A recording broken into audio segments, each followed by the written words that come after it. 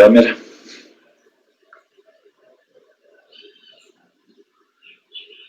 Presidente, gravação iniciada. Bem, bom dia, conselheiros. Bom dia, conselheiras. Vamos dar início ao trabalho da sessão do dia 17 de setembro de 2020, sessão das 9 horas. Nessa sessão, nós temos os processos a partir do item 101. Nós temos solicitação de sustentação oral. Vamos começar por elas. O item 102 é a primeira sustentação solicitada, a Ginomoto é recorrente. Relator Gustavo, solicito o apoio, verificar a presença do patrono na sala de espera para fazer a entrada na sala virtual. Ok, presidente, farei a solicitação.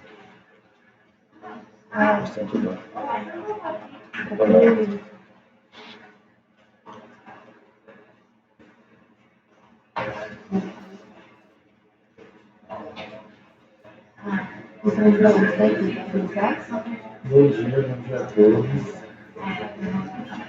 Presidente, você pode me informar os itens que foram julgados ontem?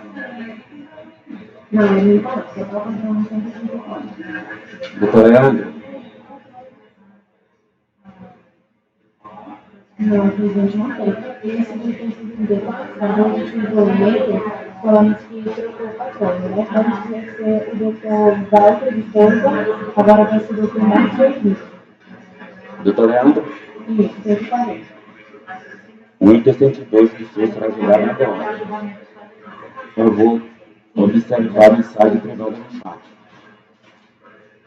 Tá bem. Tá bem. Se não me engano, começou também com 51, presidente.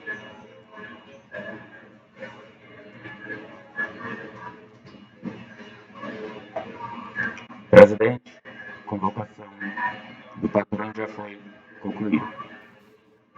Ok, obrigado.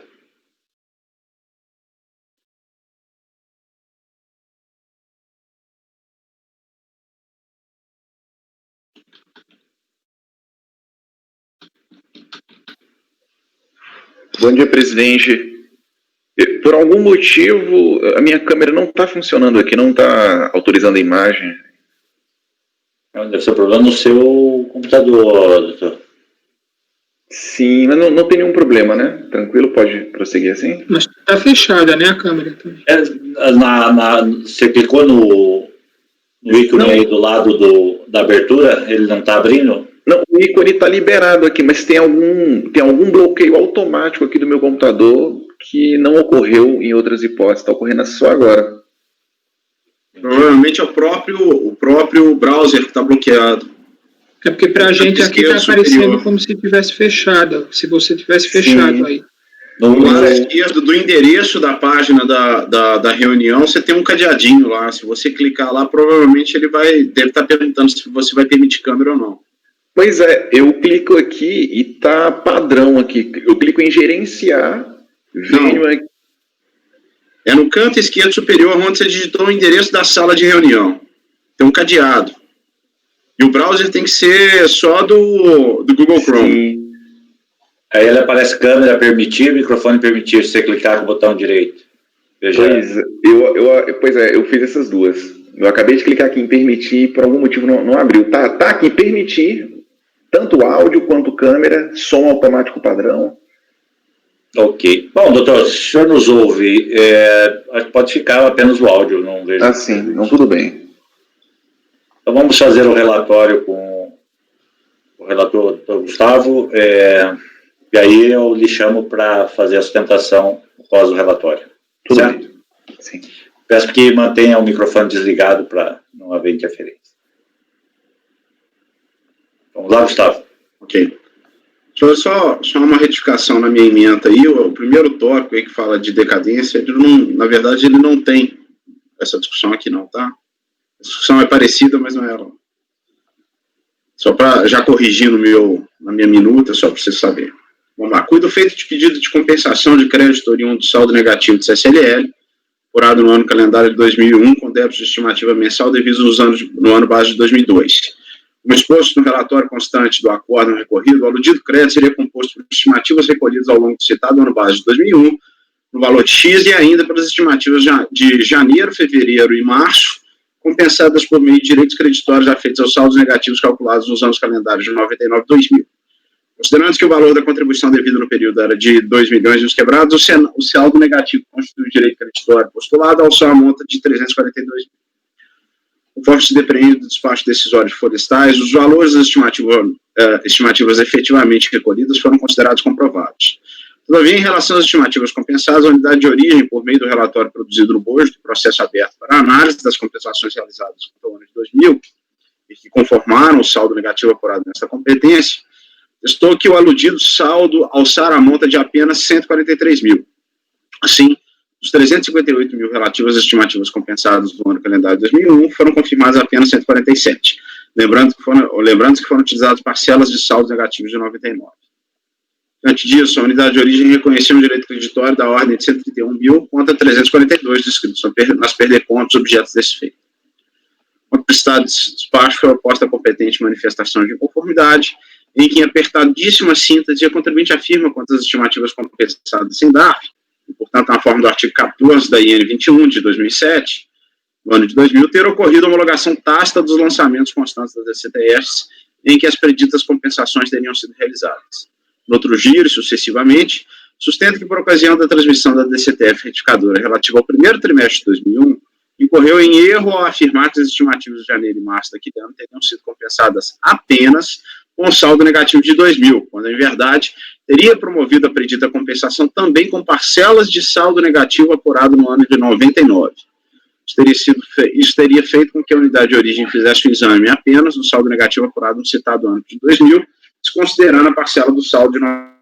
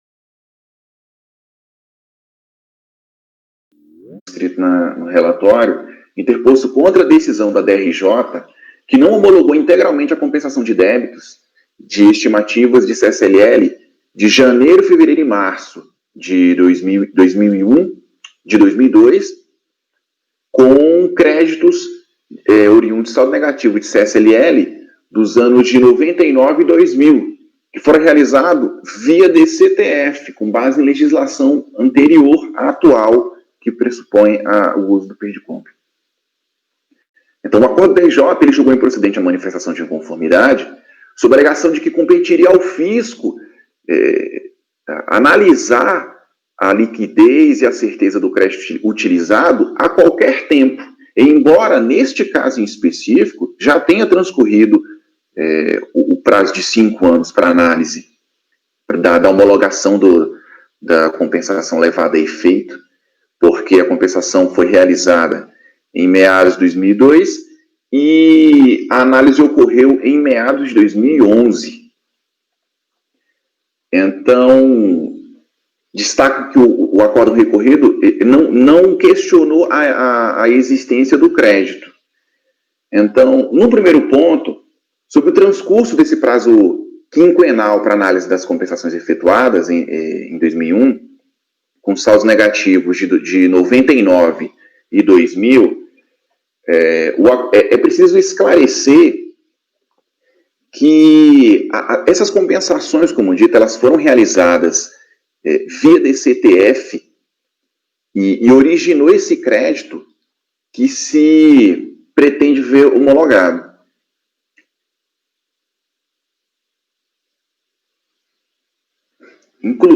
É preciso esclarecer aqui também que o instrumento normativo que deu base à utilização da DCTF foi a Instrução Normativa número 21 de 1997, que admitia que as compensações entre créditos e débitos da mesma espécie e mesma origem constitucional podiam ser efetuadas independentemente de crédito. A título de esclarecimento, eu faço uma leitura transcrita aqui do artigo 14 dessa instrução normativa, que diz exatamente que os créditos decorrentes de pagamento indevido ou a maior que o devido de tributos e contribuições da mesma espécie e destinação constitucional, inclusive quando resultantes de reforma, anulação ou revogação ou rescisão de decisão condenatória, poderão ser utilizados mediante compensação para pagamento de débitos da própria pessoa jurídica, correspondentes a períodos subsequentes, desde que não apurados em procedimento de ofício, independentemente de requerimento. Em vista disso, a compensação de débito de estimativa, apurados durante o ano calendário, o ano base 2001, com saldos negativos da CSLL de períodos anteriores, ela era costumeiramente efetuada sem o envio de decomp. E esse tipo de informação, esse tipo de compensação, era informado diretamente na DCTF, no campo compensação sem DARF. Esclarecemos que apenas a partir de outubro de 2002, com a publicação da Lei 10.637 de 2002, que alterou o artigo 74 da Lei 9.430, e com a edição da nova Instrução Normativa 210 de 2002, foi que se tornou obrigatório o envio de decomp para as compensações de estimativas de CSLL com saldos negativos da contribuição de períodos anteriores. Então, para as compensações efetuadas diretamente em DCTF, nos termos da legislação em vigor, ao tempo da operação, poderiam ser questionados até o prazo de 5 anos de envio da declaração. O que, nesse caso, foi inobservado pela fiscalização tributária, porque a análise da compensação levada a efeito foi realizada no período depois dos 5 anos, foi realizada apenas no ano de 2011, quando já teria ocorrido a compensação, a homologação tácita da compensação levada a efeito. Então, dessa feita, não há que se falar em obrigação da fiscalização e analisar a certeza e liquidez do crédito utilizado, uma vez que o transcurso desse prazo quinquenal de entrega da DCTF, ele constitui um óbice intransponível para essa análise. É um instrumento que contribui para a segurança jurídica e para a certeza do contribuinte, sob pena do contribuinte permanecer com uma dúvida eterna acerca das suas operações. Desse modo, se pede o provimento do recurso neste ponto para considerar a ocorrida homologação tácita da compensação levada a efeito pelo contribuinte, admitindo integralmente a compensação de estimativas da CSLL de janeiro a março de 2001, com saldos negativos de contribuições apurados nos anos anteriores, especialmente saldo negativo de CSLL. Quanto ao segundo tópico, de forma subsidiária, sobre a existência dos créditos de saldos negativos de CSLL gerados nos anos de 1999 a 2000, se eventualmente o pedido da homologação tácita não for acolhido, obviamente, Nós trazemos apenas uma explicação que confirma a existência do crédito. O contribuinte, de fato, tinha crédito suficiente e legítimo para fazer a operação. Ocorre que na DCTF, como bem destacado pelo relator, ele inseriu a informação de que os créditos seriam oriundos apenas de saldo negativo de CSLL apurados no ano 2000. Esqueceu de inserir a informação de que também havia crédito de saldo negativo de CSLL do ano de 1999. E essa informação foi suficiente para a fiscalização tributária não concretizar integralmente o encontro de contas. Ou seja, o débito era maior e o saldo negativo apenas do ano 2000 não era suficiente para quitar, mas tinha crédito do ano 99. Então, no que se refere especificamente ao ano calendário de 99, eu explico, a recorrente apurou um saldo negativo de CSLL no valor de R$ 494.985,85, conforme consta na DIPJ do ano 2000, e foi juntado aos autos. A parcela desse crédito atualizada monetariamente no valor de R$ 348.885,67, ela foi utilizada para compensar débitos da contribuição apurados no ano calendário 2000, e o restante do crédito foi utilizado para compensar as estimativas de CSLL apuradas em janeiro e fevereiro de 2001, nos respectivos valores de R$ 60.530,92 e R$ 148.352,86. Há uma tabela muito esclarecedora do nosso recurso voluntário que demonstra a existência e a operação de compensação e saldo remanescente dos créditos. E, inclusive, também, por equívoco, todas as compensações acima, nessa tabela, elas foram informadas na DCTF retificadora do primeiro trimestre de 2001, que foi enviada em 29 de setembro de 2004, como utilização de saldo negativo de CSLL gerado apenas no ano base 2000, como havia comunicado anteriormente. De tal forma que a existência dos créditos referentes ao saldo negativo de CSLL do ano base 99 foi ignorada na análise do auditor, porque o contribuinte incorreu em equívoco e não inseriu essa informação na DCTF. Dessa maneira, partindo do pressuposto que o erro no preenchimento de uma obrigação obrigatória ele não faz por si só, ele não tem o condão de fazer surgir uma obrigação tributária, nós pedimos o provimento do recurso para homologar a compensação levada a efeito, sob pena do contribuinte se ver diante de uma situação um tanto quanto absurda, se tornar devedor de um crédito tributário que não tem, digamos, um fato gerador, e que adviria seria uma espécie de sanção. Muito obrigado. Obrigado, doutor Leandro. Podemos ir ao voto? Presidente, só pedir desculpas mais uma vez, eu fiz algumas alterações aqui de última hora, porque eu vi que tinha uns errinhos, então vai estar um pouquinho diferente a minha versão da que vocês estão com ela, tá? Eu destaco isso na hora que eu for ler o ponto. Ok. Gustavo, só aproveitando aí, na primeira linha que você fala que cuida o feito de pedido de compensação, na verdade é declaração de compensação, né? Já era declaração? Porque tem, eu fiz a confusão, mas tudo bem. Beleza. Vamos lá? Vamos lá. Do programa de homologação tácita. Essa questão é por certo tormentosa. E há, inadvertidamente, diversas idas e vindas da jurisprudência dessa casa sobre o tema, inclusive com posições contraditórias tomadas até mesmo por esse relator. Em processo até certa medida recente, ainda que não pelos mesmos argumentos deduzidos pelo recorrente, perfilhei meu entendimento por ele externado. Foi feito por ocasião do julgamento do PA de número tal, manifestei minha posição no sentido de que, em casos tais, não se vê a ocorrência de decadência quanto a fatos pretéritos com repercussão em eventos futuros, que assim justificaria, avalizaria em parte as razões propostas pela DRJ para afastar esse argumento. Todavia, nesse meu julgado, afirmei que, como as compensações estimativas realizadas no ano de 2000 seguiram o procedimento encartado no artigo 14 da então vigente N21, a DCTF transmitida conformaria a confissão dos débitos cuja compensação pretendera, e nessa esteira, a situação ali exposta se adequaria aos ditames do PN2 de 2018. Vocês querem que eu leia essa justificativa? Porque eu vou concluir de forma diferente do que eu defendo.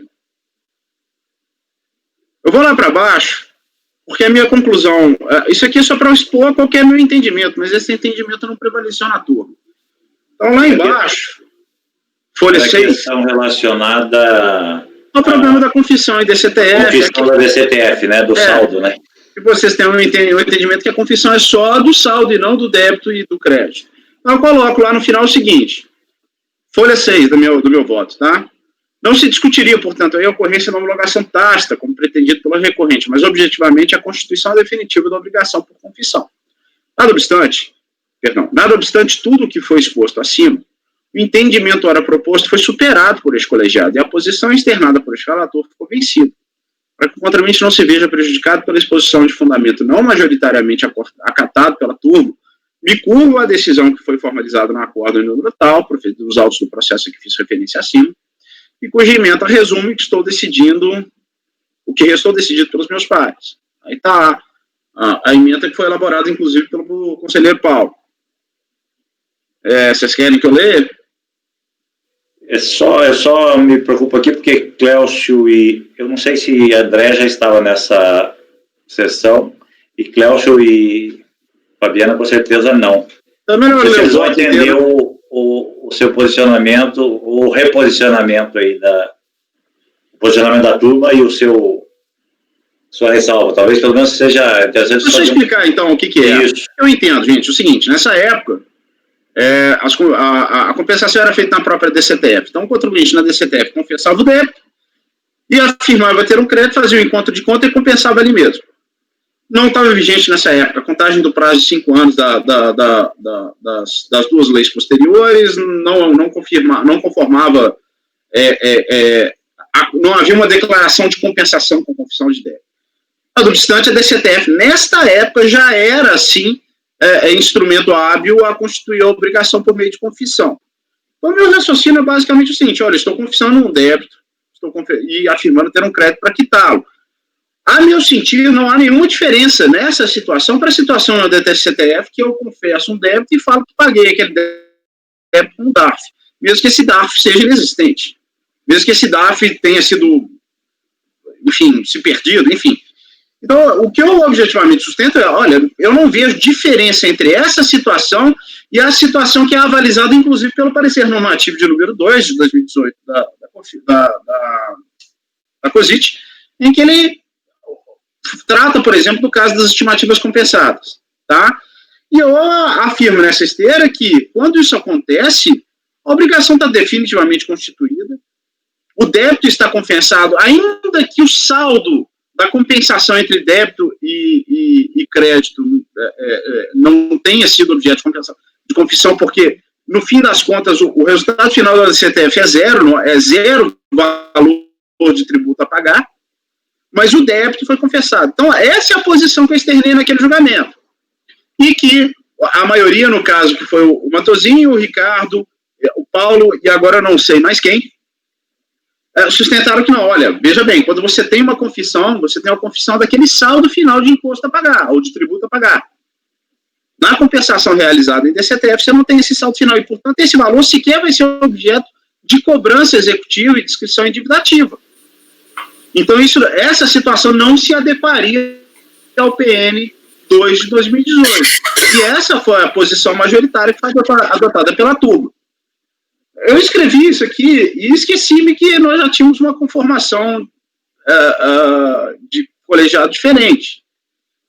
Então, assim, como eu vou enfrentar o mérito da discussão, eu acabei superando o problema, a minha própria posição, para adotar o princípio da colegialidade da nossa estimada ministra Rosa Weber. E aí acabei acolhendo o entendimento que estava externado, que ficou definido naquele precedente.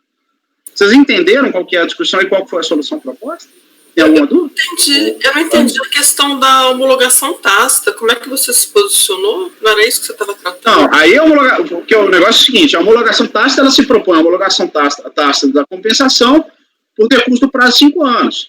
A partir do momento que eu me proponho a dizer que o débito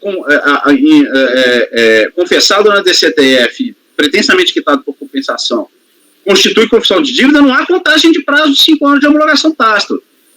Esse débito já poderia ser inscrito em dívida ativa. Então, eu não ataco o problema da homologação tácita. Ah, ok. A homologação dos débitos declarados no DCTF. Okay. O Paulo que fez o voto vencedor, apenas... não foi você que fez o vencedor desse? Não, fui aqui, foi a Maria Lúcia. Ah, foi Maria Lúcia? É. A composição está esclarecida aí. Mas nesse caso, é que eu não lembro exatamente a data, até uma determinada data, a DCTF, ela constituía a confissão apenas do saldo. E essa era uma época que assim funcionava.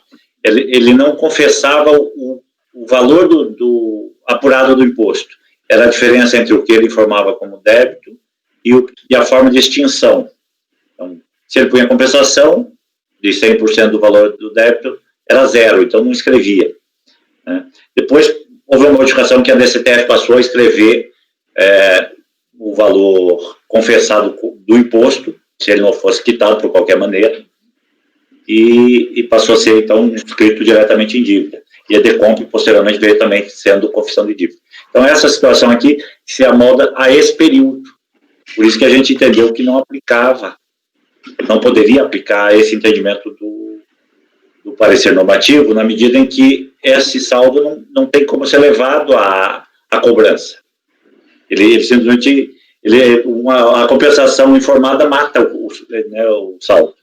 Então, foi nessa linha de entendimento que foi proferido esse acordo e que o Gustavo está mencionando. Não sei se ficou claro, principalmente para Clécio e Fabiana aí que... Para mim fica André. E André já tem mais tempo de casa aí de DRJ, talvez se conhecesse, não sei. Ricardo, também quer falar?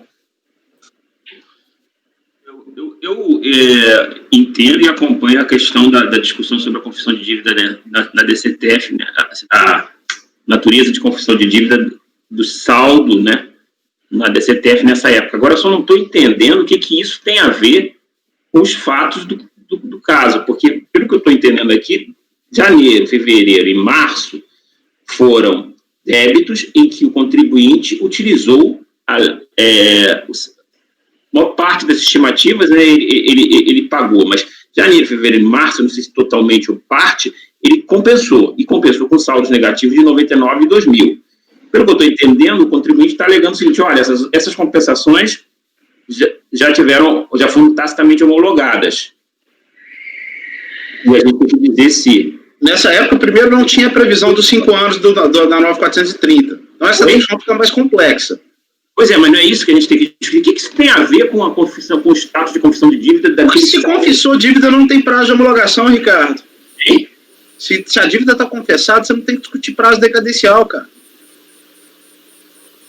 Por exemplo, a Decomp atual, ela é confissão de dívida e a gente tem a atual. Até prevista em lei. Na antiga, não tinha essa previsão. Tudo bem, mas para mim, a minha justificativa aqui em cima, não se discutiria portanto, a ocorrência da homologação tácita, mas objetivamente, a constituição definitiva da obrigação por confissão. É isso que eu falo. Isso não é o objeto do caso. Se a gente não concordar com a compensação, o que vai acontecer, talvez, né, se a nossa tese estiver correta, é que a Receita não vai poder cobrar porque não foi confissão de dívida. Mas a gente não... Isso não é pra gente aqui. Mas aí a discussão é exatamente a mesma. Ela tem que compor o saldo negativo. Logo ou não homologa compensação? É só isso que a gente tem que dizer. Deixa eu só tentar ajudar, Gustavo. É que são dois aspectos. Primeiro, o contribuinte suscita a homologação tácita. Isso o Gustavo afasta porque não existia previsão legal à época. Aí o que vem essa discussão em sequência é a questão do aproveitamento do entendimento do parecer normativo, de se tratar de uma confissão de dívida. Então são dois desdobramentos, né? Como não se considera uma confissão do saldo é zero, então é essa a parte subsequente, por isso que Pelo menos eu entendi assim, não é, Gustavo? A primeira etapa, ele diz, ó, não tem homologação tácita porque nem tinha previsão legal. Né? Só que esse débito foi formado em DCTF. Na visão dele, isso seria suficiente para aplicar o parecer 2. Só que, com a ressalva que nós fizemos de que isso não era uma confissão e por isso não se amolda a confissão da DECOMP, que o parecer 2 traz, né, e admite a compensação estimativa, por isso não poderia aplicar o parecer 2. Então, são dois aspectos sobre o mesmo elemento fático aí. Você entendeu, Ricardo? Fala, André, enquanto o Ricardo dá uma pensada aí. Em relação à homologação tácita, eu trouxe um voto ontem. Os períodos eram até anteriores, 2000, 2001, em que o pedido de compensação ele foi transformado em declaração de compensação e eu reconheci a homologação tácita. Mas não é esse o caso. É diferente, então. Porque aquela compensação na própria contabilidade e na DCTF, André. Ok. Anterior. Agora tá claro. É que era da mesma espécie. Aquele seu, acho que era um tributo de espécies distintas. Pedido em formulário. Tá certo. Agora ficou claro. Obrigado. Ricardo, tudo bem? Só se eu entendi, presidente, dentro do que o André está colocando, que a gente tem 3 momentos, podemos dizer assim, da compensação. Um que era feita lá na contabilidade, outra que depois começou a ser feita em papel, contributos que acho que o André analisou, e depois veio de diferentes espécies, né? O papel era da mesma época, só que era de espécies diferentes. Distintas, tá. E depois vem a PERDECOMP com todo o regulamento que a gente conhece. Exatamente. E o que é convolado em declaração é em papel. Isso. Nesse caso que a gente está tratando aqui é o lá do primórdio lá. Da mesma espécie, feito na contabilidade e informado na DCTF. Perfeito. Que é o do artigo 66 da Lei 8383, é isso? Exato. Isso. Da IN 21, de 97. Que era regulado pela IN 21. É porque essa época... No final das contas fala assim... Vamos para a sequência do voto aí, enquanto o Ricardo pensa. Aí eu falo assim, voto com a ressalva do meu entendimento pessoal sobre o tema por afastar esse argumento. Bom. Pode seguir, presidente? Sim, depois a gente colhe o voto no geral aí.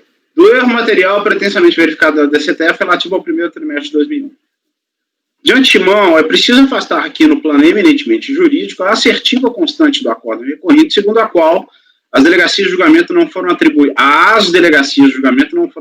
poderes para retificar de ofício valores informados por equipe em DCTF regularmente apresentados, não podendo, de outro turno, rever decisões de autoridades fiscais que se mostram corretas em face dos dados disponíveis no momento em que foram tomadas. Em relação a esta última parte das afirmações acima, ainda que esse relator seja, de fato, mais rígido quanto à observância das etapas procedimentais do processo tributário administrativo, é inegável textualmente e alino que o contencioso tributário se instaura pela oposição da impugnação, ou, em caso, pela manifestação de inconformidade, na esteira do que dispõe o artigo 14 do Decreto 7235. Os limites da lide, portanto, são estabelecidos pela aludida peça, sendo de start impensável que a DRJ se recuse a apreciar as questões aumentadas na defesa apresentada, sob a alegação de que os elementos disponíveis à autoridade administrativa não permitiam a adoção de outra conclusão que não aquela tomada. Se a realidade trazida pelo contrapoente, comprovada, demonstrar que a solução adotada pelo agente está materialmente equivocada, não obstante formalmente correta, é mistério da DRJ apreciá-los e, se for o caso, acatá-los, mesmo que semelhante decisão somente se tenha tornado possível a partir da exibição de argumentos e documentos trazidos apenas quando a oposição ao feito, depois eu corrijo isso, trazido ao feito por meio de manifestação de conformidade. Notem nesse diapasão que a afirmação e exame contraria, inclusive, o entendimento darado no parecer COSIT 2 de 2018, que admite a retificação da DCTF para alterar até mesmo o valor do crédito porventura postulado em processo de compensação após o despacho decisório. Essa retificação, para além de dúvidas razoáveis, traz novos elementos que não se encontravam disponíveis para a unidade de origem quando do exame do pleito compensatório. Outro sim, quanto assertivo de que a DRJ não pode promover a retificação de declarações regularmente transmitidas pelo contribuinte, insta esclarecer de pronto, esse cliente nunca pediu isso. O O que sustentou a empresa, tão só, é que cometeram um erro material no preenchimento de sua DCTF ao pretensiamente escrever o saldo negativo utilizado como se decorrente todo ele do ano de 2000. Isto é, o que se tem na hipótese é apenas um argumento que se volta para o equívoco quanto à prestação de informações de declaração que, frisa-se, tem o condão de constituir a obrigação tributária. No espaço, seu aspecto eminentemente jurídico, erra a DRJ ao assim se posicionar, afrontando expressamente o entendimento hoje pacificado no seio da jurisprudência do Superior Tribunal de Justiça, retratado no resto de número tal, relatado pelo Mauro Campbell sob o rito do artigo 543. Esse acordo, inclusive, se não me engano, foi invocado pelo Cleuso. Ali, frisa-se, cravou-se a possibilidade de questionar exigências fiscais lastreadas em documentos transmitidos pelo sujeito passivo com vícios comprovados de preenchimento. Aí o acordo. Notem que o julgado acima não só reconheceu a imprestabilidade da declaração prestada pelo contribuinte ao fisco, por erro material, como estendeu tal imprestabilidade à posterior confissão de dívida realizada para formalização de passamento de débitos. Isto é, a toda evidência, é perfeitamente possível em qualquer seara, no processo judicial ou, por certo, no processo administrativo, que o contribuinte questione a correção das informações por ele mesmo prestadas ao fisco, desde que, contudo, comprove, efetiva e concretamente, o erro incorrido. Esta também é a premissa adotada pelo citado parecer de número 2 de 2018. Fica claro, pois, o erro de premissa contido no acordo recorrido. O erro material observado nas declarações prestadas pelo contribuinte não pressupõe sua retificação, mas muito antes, o descortinamento dos fatos efetivamente verificados no caso. Isso vale dizer, impõe a verificação quanto à veracidade da afirmação do contribuinte, quando este sustenta a ocorrência de erro material nas informações prestadas. Então, só. E esta atividade é sinal a própria essência do trabalho a ser desenvolvido pelos órgãos de julgamento administrativo, que, vale sublinhar, está submetido ao princípio da verdade material, como posto por insurgente. E por conta desta premissa equivocada adotada pela turma Cor, o exame realizado, como se extrai das ponderações trazidas na página 6 do acordo recorrido, restou centrado exclusivamente no saldo negativo apurado na penalidade de 2000. A DRJ ignorou por completo o argumento do contribuinte no sentido de que a importância de R$60 mil via DCTF retificador de florestais e parte do valor de R$180 mil DCTF de folha 105 eram compostos pelos saldos negativos apurados pela empresa no ano de 99 e não no ano de 2000.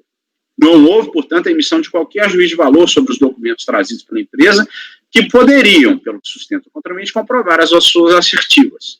Não houve, frisa-se, análise sobre pedido explicitamente aventado pela insurgente ante um erro de qualificação jurídica incorrido pelo deciso em questão. Afastado de destaque o óbvio eminentemente jurídico aventado pela DRJ, seria agora possível proceder-se ao exame dos elementos trazidos ao feito para verificar a veracidade das assertivas da insurgente. Todavia, destaque-se, a despeito dos quadros elaborados pelo contribuinte aparentarem coerência, falta ao pleito um lastro probatório mais robusto. Notem que a alegação aqui cinge a origem dos créditos apontados na DECOMP e na DCTF retificadora. Para tanto, a insurgente trouxe os documentos juntados às florestais e tais. A DIPJ do ano calendário 99, apresentada, todavia, contém apenas a ficha 30, cálculo da CCLL, e que aponta o predito saldo negativo no valor de tanto. Este saldo seria formado por estimativas pagas ou compensadas, não se sabe, e por uma compensação de 1/3 da COFINS. Não houve, neste caso, qualquer exame pela DRJ acerca desses elementos, ou mesmo a sua confirmação, e, por óbvio, a empresa não foi instada a produzir quaisquer provas nesse sentido. Outro sim, em relação ao uso desse saldo, os documentos de florestais são apenas recibos das DCTFs transmitidos ao longo do ano de 2000. Não há aí sequer uma descrição da forma pela qual as parcelas estimativas foram quitadas, se por DAF ou compensações. Sendo sem a apresentação completa das aludidas DCTF, torna-se impossível atestar a cuidado as informações contidas, particularmente nos quadros constantes do recurso voluntário, trazido nas páginas 11 e 12. Vale lembrar que os demonstrativos de folhas 94, 95, 100 e 101 foram elaborados unilateralmente. Em linhas gerais, não há elementos para que o caso seja resolvido nessa instância. Poder-se, então, cogitar da realização de uma diligência. Todavia, é uma medida processualmente correta, já que, se assim fizer, está-se autorizando a produção de provas por meio de diligência. Provas cujo ônus é do contribuinte anterior dos preceitos do artigo 170. No outro giro, atenta contra a ampla defesa e contra o princípio da verdade material, apenas considerar não comprovado o direito creditório, já que, como já pude manifestar em casos análogos, ainda que este princípio não se preste para romper a ordem legal e autorizar, em desrespeito à regra encartada no artigo 16 do Decreto 7235, a produção de provas em qualquer momento, é fato que o contribuinte deve ser, quando menos, orientado pelas autoridades administrativas quanto aos elementos que demandam demonstração. Neste passo, o caso se resolve por um tipo de decisão que vem sendo adotado por esse colegiado, em que, afastado o óbice jurídico, os autos retornem à instância que o invocou para que, então, seja feita a correta e completa análise dos elementos probatórios. E caso se tenda insuficientes, as provas trazidas seja oportunizada, agora sim, em atendimento aos preceitos do artigo 16, parágrafo 4b, do Decreto 7235, a apresentação de novos elementos. Como não houve realmente um erro quanto aos fundamentos adotados pela unidade de origem, mas houve sim uma análise das circunstâncias fáticas que estavam disponíveis, esse despacho não merece, por hora, reprimendas. Cabia, em verdade, à DRJ se manifestar sobre a nova realidade fática trazida na manifestação de conformidade e, ao se recusar a fazê-lo, a partir da eleição de uma premissa equivocada, como demonstrado, impõe-se agora a reforma parcial deste arresto, para que, superada a predita premissa, aquela turma se debruce sobre o direito creditório, considerando as razões de fato apontadas pela recorrente. À luz do exposto, voto por dar parcial provimento ao recurso voluntário, a fim de que, superado o óbice jurídico invocado pelo acordo recorrido, sejam os autos remetidos à DRJ para que aprecie o direito creditório à luz dos novos argumentos e elementos trazidos na manifestação de conformidade, a fim de verificar se, de fato, o crédito utilizado era composto também pelo saldo negativo formado no ano da realidade 99. Obrigado, Gustavo. Então, o relator está dando provimento parcial para devolver à DRJ a análise dos elementos fáticos. Algum questionamento prévio? Podemos ir ao voto? A colheita dos votos. Paulo? Eu acompanho o relator. Acho que, assim, apesar de o contribuinte não ter trazido prova de nada, né, essa compensação que ele alega que fez com o saldo do ano calendário 99, ele não traz nem como o Gustavo destacou, não traz nem a DCTF mostrando a compensação que ele fez lá, não traz os livros dele, que assim, essa compensação precisaria estar registrada nos livros contábeis dele, né, então ele não traz nenhum elemento de prova nesse sentido. Mas a DRJ simplesmente disse que não podia se pronunciar sobre essa, não podia tratar dessa questão, né? Então, tem que devolver para ela analisar. Ok, obrigado, Paulo. Ricardo? Acompanho. Flávio? Acompanho o relator, presidente. André? Matheusinho, eu não sei se eu estou confundindo, mas não teve uma situação fática parecida com essa, que a orientação foi decretar a nulidade parcial, ou é outra situação? Porque o relator tinha dado provimento parcial. Aí você tinha comentado, nessa situação seria decretar a nulidade... Não. Foi ontem que você falou que aconteceu isso, mas é porque havia de fato uma nulidade. Então está dando parcial provimento a declarar a nulidade. Aqui, para mim, não há nulidade. O argumento foi enfrentado. Então. Ele deixou de enfrentar o argumento por conta de uma premissa jurídica equivocada, é isso. Ok, entendi a diferença. Tá certo. Eu acompanho o relator, se era só essa dúvida. Obrigado, André. Cláudio? Como relator, presidente. Obrigado. Fabiana? Eu discordo de alguns aspectos na questão da juntada de documentos no âmbito do processo administrativo, eu acompanho pelas conclusões. Na verdade, eu não cravei isso, não. Eu só estou falando que só em relação a essas ponderações. Eu acho que justamente por se tratar de processo administrativo, a prova pode ser feita, inclusive, no âmbito do recurso voluntário. Mas isso aí não foi a razão de decidir dele, entendeu, sim. Fabiano? Por isso que eu nem fui pelas conclusões. Pelo menos esse foi... Ele não decidiu por conta disso. Ele só colocou isso, mas não é essa a razão desse fim. Inclusive, eu falo isso, Fabiano. Eu viro e falo, olha, a Lua, se ela falar que faltou prova, agora sim, com base no 16, parágrafo 4b do decreto, ele vai poder trazer uma questão voluntária. Eu estou falando que ele vai poder produzir. O que eu não admito é, o cara não traz nenhuma prova na impugnação, não traz, e tendo sido advertido de que ele tinha que produzir aquela prova. Ele não traz nenhuma prova. E aí ele vem no recurso voluntário e aí ele traz todas as provas. Você tem uma supressão de instância, você tem um desrespeito ao decreto 7235. Essa é a minha posição. Mas isso eu não estou utilizando aqui. Entendi. Eu acompanho o relator. Sem ser pelas conclusões, então? Isso. Esclarecido? Tá. Também vou acompanhar, então, por unanimidade de voto, dar provimento parcial ao recurso para determinar o retorno dos autos à DRJ para que se profira uma decisão complementar. Só lembrando, presidente, que teve a preliminar lá em cima, né, de homologação tácita. Seria uma preliminar, a gente tem tratado como decadência nesse prazo, né? A homologação é um prazo decadencial, né?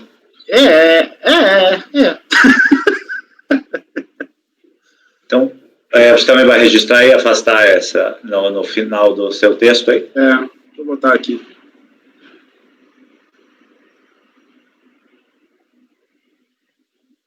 Então, por unanimidade de voto, rejeitar a preliminar de decadência e dar provimento parcial ao recurso.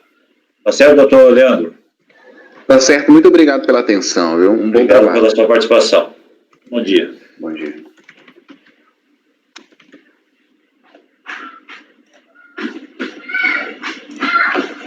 O próximo é mais fácil, viu, gente?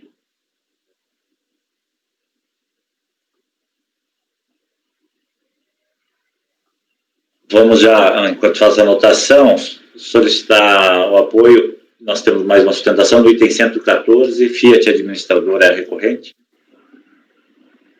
Relator é o Ricardo. Pode convocar a patrona, por favor, apoio. Farei a convocação, presidente.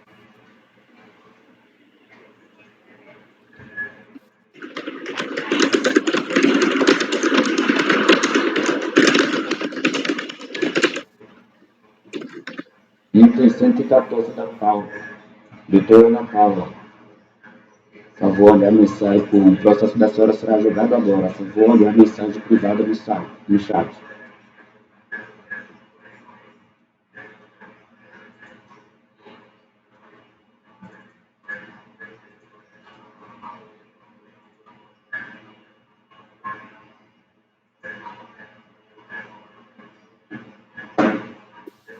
É para esperar ele chegar.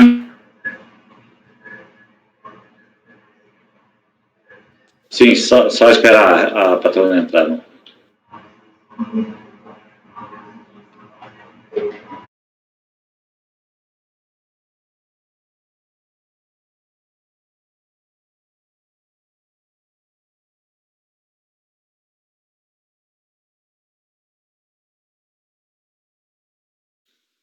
Acho que ela entrou aí, presidente. Bom dia, doutora.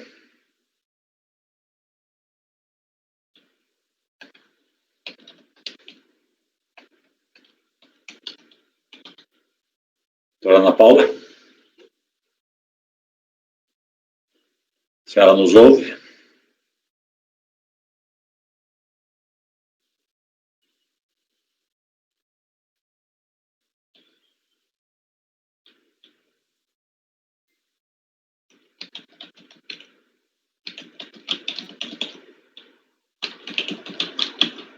Doutora Ana Paula?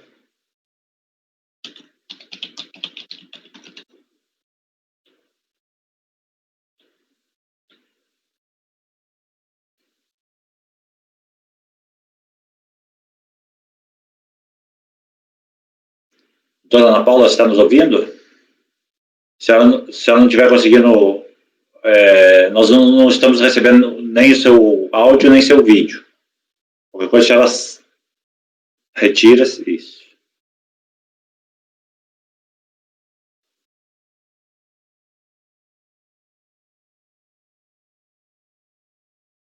Bem em mim, presencial. É uma dificuldade.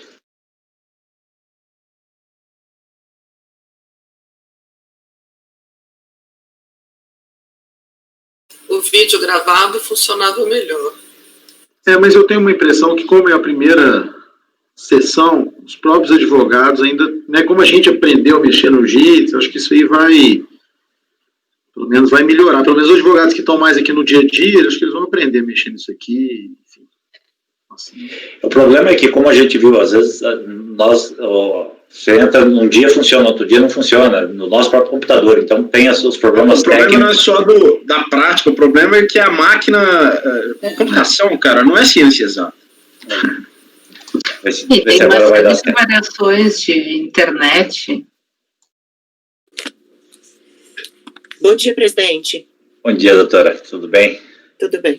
Nós estávamos conseguindo ouvi-la e nem vê-la. Agora está perfeito. Então, nós vamos fazer o relatório, doutora, e o relator vai apresentar o relatório e depois eu abro a palavra para a senhora, tá ok? Obrigada. Obrigado. Vamos lá, Ricardo. Item 114, Fiat administradora recorrente. Ok. Bom, trata-se de uma compensação de crédito saldo negativo de RPJ do ano de 2005, no calendário 2005. Despacho decisório, ele... Deixa eu confirmar aqui. Não homologou, né? Não homologou o pedido, a compensação. O decisório mencionado traz ainda em seu anexo o seguinte quadro demonstrativo de parcelas de composição de crédito que não foram confirmadas. Esse quadrinho aí, com umas linhas coloridas, demonstra as parcelas do crédito que não foram confirmadas. Impugnante assevera que cometeu erro de preenchimento, que informou com um saldo negativo o valor de 1.865.000 aproximadamente, quando o correto seria 1.861.000. As informações que deviam constar no PERDECOMP não foram consignadas por erro formal, mas não foram consignadas por erro formal, são as seguintes, são essas nesse outro quadro. Então, essa é, no entendimento da recorrente, a apuração correta. Traz como comprovante de suas alegações cópia do PERDECOMP com o demonstrativo de crédito, planilha de composição de crédito e das compensações realizadas, DIPJ 2006, planilha de recolhimento de RPJ, DARF de estimativas mensais de RPJ, cópias dos demais PERDECOMP relacionados à controvérsia e demonstrativo de rendimentos financeiros. Então, esse foi a argumentação mais importante da manifestação de conformidade. A DRJ entendeu que deveria considerar procedente em parte um entendimento de que, tendo sido comprovada a parcial existência do crédito informado na DECOMP, é de se concluir pela homologação até o limite do crédito reconhecido.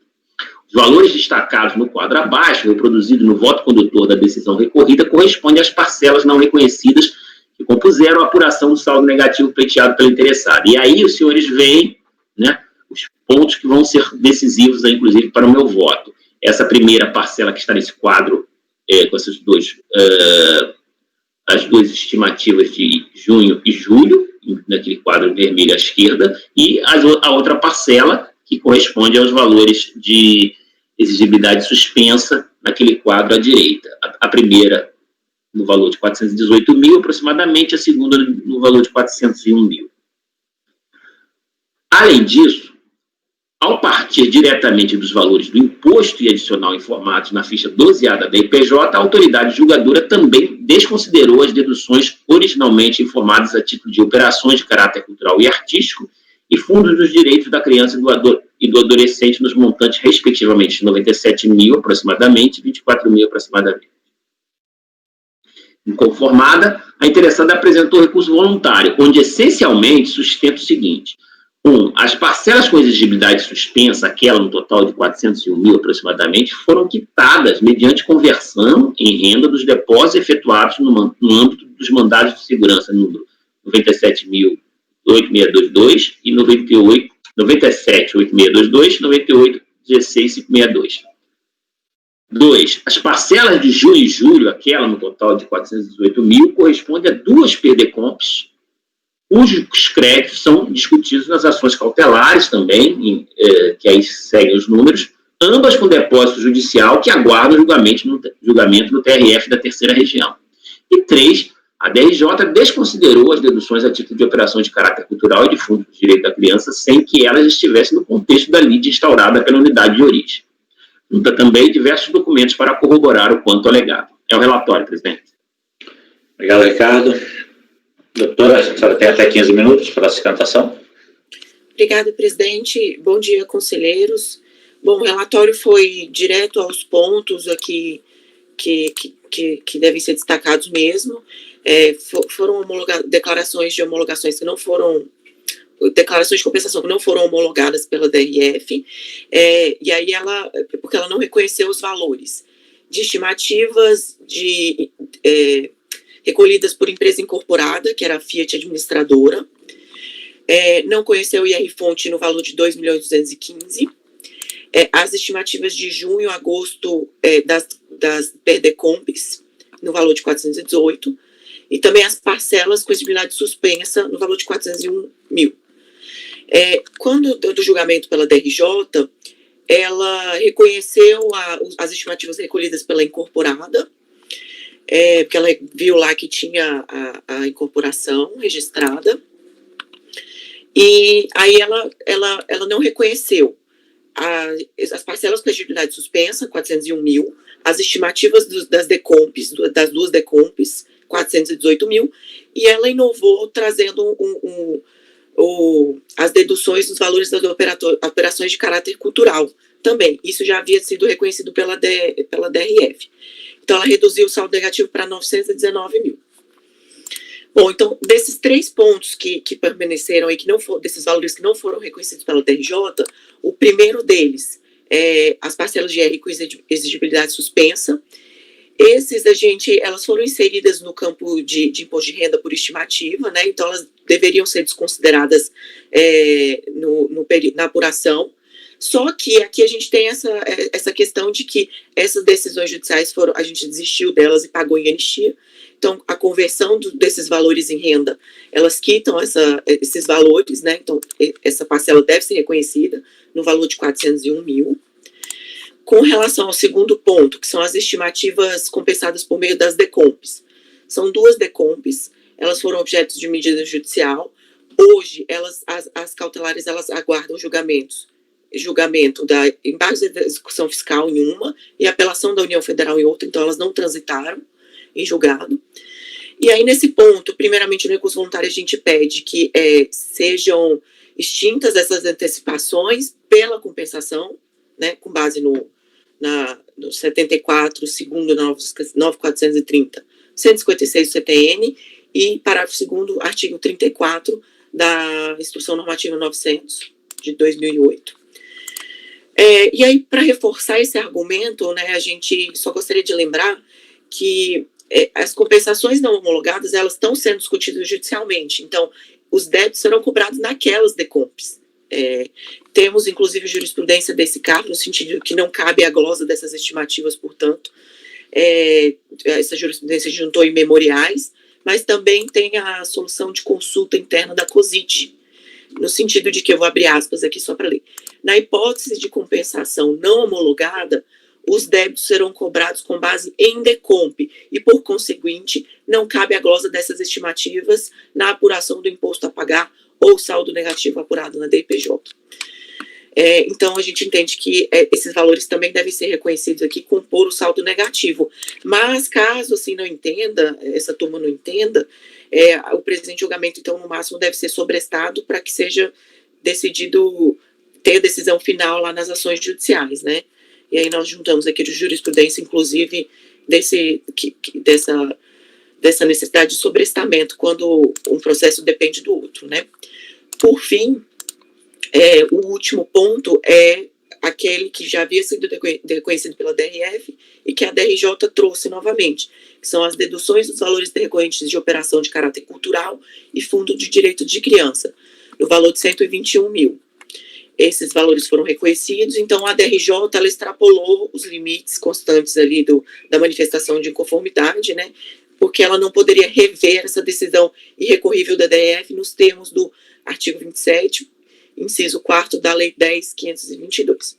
Então, juntando esses 3 valores, desses 3 pontos, dá justamente a diferença não reconhecida pela DRJ, e aí a gente pede, então, que sejam reconhecidos, considerados por este Conselho, porque foram comprovados todos os valores, e aí deve, então, compor o saldo negativo. Por isso que a gente pede o provimento do recurso voluntário. Obrigada. Obrigado, doutora. Podemos ir ao voto? Algum questionamento? Vamos lá, Ricardo, então, ao voto. Ok. Bom, o recurso é tempestivo e preenche os requisitos de admissibilidade. Pelo que se depreende daquilo que foi relatado, a instância Cor superou a questão do erro material no preenchimento do PERDECOMP e admitiu o reconhecimento do crédito na medida do montante que pôde ser confirmado, considerando as parcelas que compuseram o saldo negativo. Nesse sentido, segundo a decisão recorrida, só não puderam ser confirmadas as seguintes parcelas. E aí tem aquelas parcelas que você tem. A primeira, as estimativas diversas, um total de 401 mil aproximadamente, que estariam com a exigibilidade suspensa no âmbito do seguinte mandado de segurança. Esses dois aí tem cópias, folha 146 e 148, folha 59 e 61.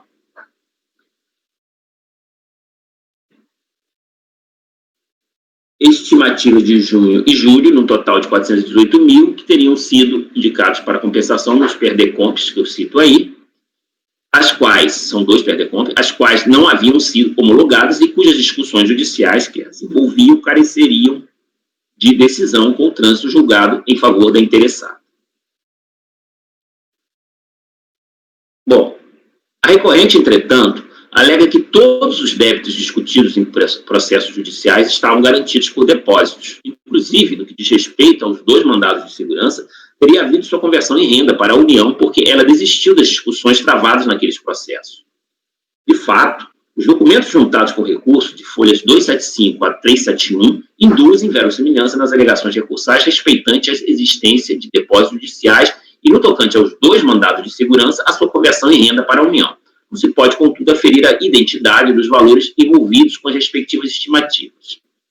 Nada obstante, é possível constatar que os valores das estimativas apuradas naquele ano calendário foram integralmente declaradas nas correspondentes DCTF, conforme atestam os extratos do sistema interno da Receita Federal, juntados pela própria DRJ, folha 139 a 145.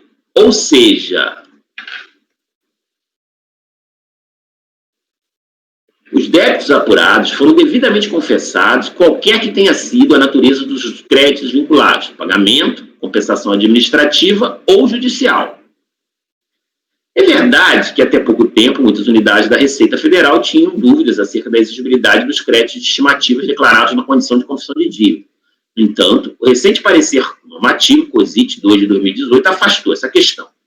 Depois de restringir seu escopo a declarações de compensação transmitidas até 31 de maio de 2018, visto que a Lei 13.670 passou a vedar a compensação de débitos concernentes às estimativas, o referido ato normativo consolidou o entendimento do órgão nas situações em que as estimativas foram confessadas em DCTF e não foram quitadas nem por pagamento nem por compensação. E aí eu produzo um trecho daquele parecer, que aliás foi ontem já objeto também de um outro processo meu. Mais à frente, o parecer trata do entendimento consolidado para os casos comuns acima mencionados, isto é, quando a homologação da compensação está ainda pendente da solução de um contencioso, observe-se, temos aqui também os dispositivos do mesmo parecer. Portanto, independentemente da conclusão daqueles processos judiciais e do consequente destino das quantias depositadas, merece guarida o recurso voluntário, porque o caso se alinha com o entendimento agora consolidado no âmbito da própria Receita Federal. Se o valor remanescente do saldo negativo pleiteado pelo contribuinte é oriundo de um débito de estimativa confessado, não há por que não reconhecer o seu direito. O crédito do sujeito passivo é líquido e certo para os fins do disposto no artigo 170 do CPM. Por fim, resta também concordar com o recurso, no que diz respeito à alegação de que a DRJ desconsiderou as deduções a título de operações de caráter cultural e de fundos do direito de criança, sem que elas estivessem no contexto da lide instaurada pela unidade de origem. Com efeito, a decisão recorrida calculou o saldo negativo diretamente dos valores declarados nas linhas 1, imposto devido, e 3, adicional da ficha 12A da IPJ. Provavelmente não percebeu que o contribuinte havia informado deduções a título de operações de caráter cultural e artístico e fundo dos direitos da criança e do adolescente, os montantes de, respectivamente, 97 mil aproximadamente e 24 mil aproximadamente. Não se pode simplesmente desconsiderar essas deduções sem que haja uma razão associada, muito menos quando a unidade de origem nada disse sobre o assunto. Portanto, há que se dar guarida à pretensão recursal. Pelo exposto, oriento o meu voto no sentido de dar provimento ao recurso voluntário, reconhecendo o direito creditório correspondente ao saldo negativo de R$ 1.861.068, que é a soma da parcela já reconhecida pela instância Cor com as parcelas reconhecidas neste voto. o relator está dando provimento integral. Ricardo, a gente tem colocado na conclusão desses reconhecimentos, quando foi dado parcialmente anteriormente, em reconhecer o crédito adicional. Assim, pode até dizer, né, perfazendo aí, portanto, o crédito total pleiteado. Mas, como o que está em discussão é só o que a gente está reconhecendo é só o adicional, você pudesse destacar essa parte, reconhecer o crédito adicional pleiteado, aí perfazendo, completando o total pleiteado na PDCOM. Porque aqui em discussão nós só estamos com a parte não concedida, né? Desculpa, eu não entendi. Você quer que eu escreva a palavra adicional, é isso? Reconhecer o crédito pleiteado no recurso, né? Reconhecer o direito. Então, corta essa parte do que foi reconhecido anteriormente. Acho que não é necessidade. Né? Ou apenas para dizer completante, completante o crédito total reconhecido, mas pleiteado, aliás. Mas você está, na verdade, a instância está dando o que não foi dado na anterior, né? Reconhecer essa parcela adicional aí de 400 e tantos mil, aí, não sei quanto que é. Com as parcelas reconhecidas neste voto. Quer que eu escreva adicionalmente nesse voto? Seria suprimir ou inverter a ordem, reconhecer as parcelas pleiteadas no recurso. Em adição ao que já foi reconhecido. Seria o caso de colocar o valor que está sendo reconhecido aqui, presidente? É isso que quer? Não necessariamente, porque isso ele já detalhou lá, mas... porque para mim o que está no parênteses ali, que o Ricardo colocou, já está falando o que você está sugerindo. Que ele fala que é isso, que dá 1.800.000, que é o que está sendo reconhecido aqui, mais do que foi reconhecido na instância da Cor. Eu acho que a questão é que ele está falando, está reconhecendo o valor total, só que exatamente, a ordem dos fatores, né, que dá a entender que a gente está reconhecendo 1.800, na verdade a gente está reconhecendo só a diferença. Não, mas espera aí, que ele fala depois, que é a soma da parcela já reconhecida pela instância Cor com as parcelas reconhecidas neste voto, acho que ficou bem claro. Eu sei, sim, mas ele está dizendo que está reconhecendo 1.800, e na verdade nós estamos reconhecendo só a diferença. Vamos falar assim, então, oriento meu voto no sentido de dar provimento ao recurso voluntário, reconhecendo as parcelas acima mencionadas. Ok. Reconhecendo o direito creditório relativo às parcelas acima mencionadas, tá bom assim? Esqueça esse negócio desse valor.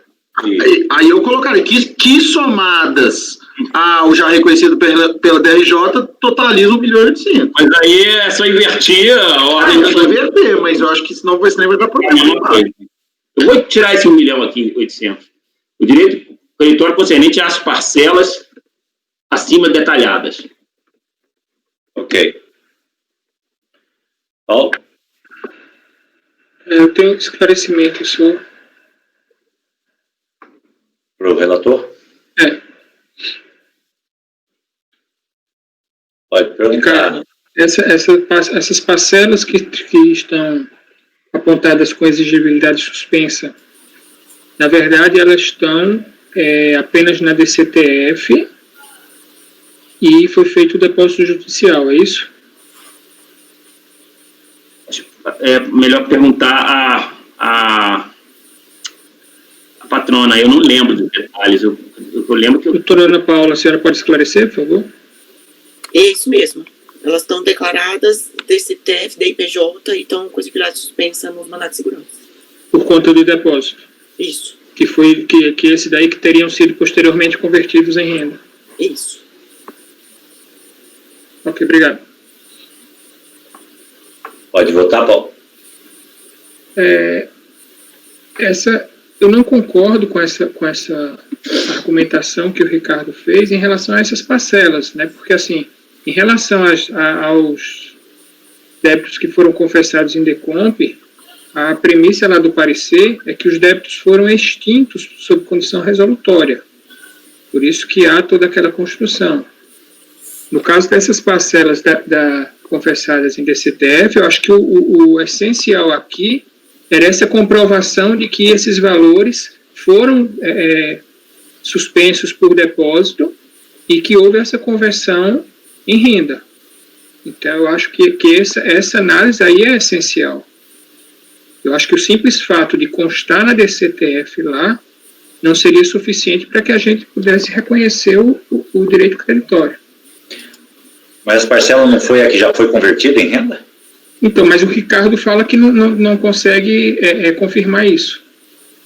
Essa parte, se ele me dissesse que essa parcela houve depósito judicial e esses depósitos judiciais foram convertidos em renda, tudo bem. Mas ele afirma que não consegue. Mas ele faz a construção de que, se já está confessado em DCTF, então deve-se aplicar o mesmo entendimento que se aplicou no parecer 2 de 2018 para as estimativas compensadas por meio de decomp. Acho que é isso, né, Ricardo, que você está fazendo a construção. Mas tem até extrato da Receita aqui. Não, mas eu estou preocupado só com o que ele afirmou. Ele afirmou que não tem como... Assim, você acha que o valor, o débito confessado em DCTF não se aplica o mesmo parecer do débito confessado em decomp? Como você também... O débito em decomp ele é extinto sob condição resolutória. É outra coisa. Ele confessou, se está confessado, no meu entender, pode ser cobrado, independente de ser estimativa. Se pode ser cobrado, não tem por que cobrar 2 vezes. Gustavo. Aliás, o parecer veio, depois de muita discussão aqui no CARF, justamente ao encontro do que eu sempre defendi, que eu já algumas vezes cheguei a participar de debates sobre o assunto. A Receita Federal se rendeu àquilo que eu achava que era o certo e que eu nunca entendi a argumentação que se usava diante de alguns pareceres antigos da Procuradoria da Fazenda, que só fizeram confusão nessa história. Finalmente, em 2018, a Receita entendeu conforme eu pensava, e eu não vejo diferença em relação à DCTF nesse sentido. Gustavo? Microfone. Em pauta presencial. Você sabe se esses valores foram confessados na DCTF com a anotação no campo lá, exigibilidade suspensa? Bom, a despeito disso, a questão é, se eles foram confessados e não há provas de que houve depósito, aplica-se o parecer. Se eles foram confessados e há provas de que houve depósito, a estimativa tem que ser considerada na formação de saldo negativo, porque esse depósito já foi convertido em renda. Cara, eu não vejo a relevância na discussão. Aliás, mesmo que não fosse convertido em renda, eu entenderia que não tivesse ainda sido convertido em renda, eu entenderia que estava garantido. Sim, inclusive a impossibilidade de se aproveitar, salvo engano, é quando você tem uma liminar, uma antecipação de tutela, etc. Em relação a depósito, aquela limitação inexiste. Então, assim, eu particularmente eu não vejo problema. Agora, buscando pela memória, acho que teve uma discussão similar, que houve um voto vencedor, está maluco sobre o tema. Eu vou tentar buscar aqui. Foi, inclusive, um processo meu. Então, Gustavo, essa discussão é a mesma discussão do processo anterior, entendeu? Que você achava da questão não é a mesma, não. Aqui a DCTF tem confissão de dívida, já é depois tem aquele caráter de confissão, ele é diferente. Aqui não é a compensação. Aquilo é uma compensação, a extinção não se configurava, era aquela DCTF que informava um débito e um crédito e o saldo era zero. Esse aqui. A priori é que o débito está confessado, mas está suspensa a exigibilidade dele. Aqui já é 2005, né? E se a exigibilidade tivesse suspensa por liminar, eu concordaria com você, Paulo, mas ela está suspensa por conta de depósito que vai ser convertido em renda, ponto final. Agora, se não houve depósito, está confessado. É por isso que eu perguntei.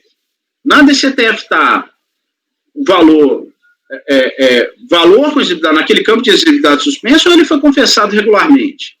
Se ele foi confessado regularmente, não tem nem discussão. Doutora? Posso?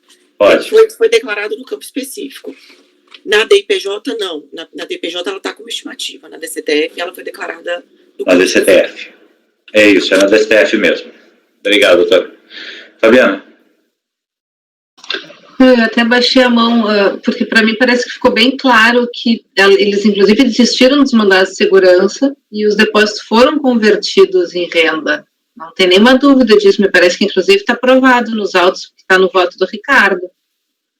Fabiana, a dúvida que eu fiquei é porque o Ricardo fala que não dá para Ele que falou isso daí, deixa eu tentar resgatar aqui. Ele disse que só não lembrava onde estaria, mas Não, ele resgatou, ele no voto ele disse que não tem. Inclusive, da desistência dos mandados de segurança, que já houve a conversão em renda. Ele fala sobre os valores, que os valores. Se fosse só pelo depósito, eu poderia converter em diligência para aferir os valores, né? Eu dei uma olhada por alto e não consegui identificar ali X com Y são iguais, entendeu? Então, eu fiz essa colocação, mas eu supero isso. André. Eu vou acompanhar o relator pelas conclusões, tá? Em relação quanto dessa questão daí. Eu fiquei incomodado com essa afirmação dele. Eu não tenho certeza, convicção acerca dessa questão da aplicação do parecer para esses valores aí. Paulo, obrigado. André, você quer falar ou pode ser na hora do seu voto? Pode ser no voto. Ok, Gustavo. Agora eu não vou conseguir localizar esse voto da Malu, que eu acho que ela aborda precisamente isso aqui. Mas, a priori, me parece coerente o voto do Ricardo. Eu vou acompanhar o relator. Flávio. Acompanho o relator, presidente. André. Sim, a única consideração que eu faço, acho que é a mesma do Paulo. Eu não usaria o parecer positivo número de 2018 para fundamentar, mas conforme já mencionado pelo Gustavo, existem os depósitos judiciais. A dúvida que ficaria, que o próprio Ricardo anotou no voto dele, é que ele não conseguiu aferir. Mas, assim, eu acompanho o relator, eu acho que é razoável a procedência, assim, dar provimento ao recurso, mas você vai alterar isso, alguma coisa, Ricardo, que você tinha falado ou não? Vai manter, né? Então eu vou pelas conclusões. Cláudio. Acompanho o relator. Mariana. Acompanho o relator. Também acompanho o relator. Para mim está bem clara a situação, não tem dúvida nenhuma. Os conselheiros Paulo e Andréia votaram pelas conclusões. Então, por unanimidade, votos de provimento ao recurso. Ok, doutora? Obrigada, presidente. Bom dia. Obrigado também pela sua participação. Bom dia.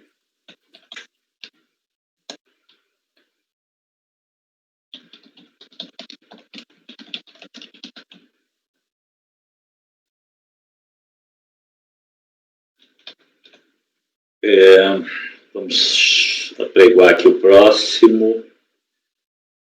Item 116, Hamburgo Sul, a recorrente, pedir para o apoio, convocar a patrona. Faria a convocação, presidente. Obrigado.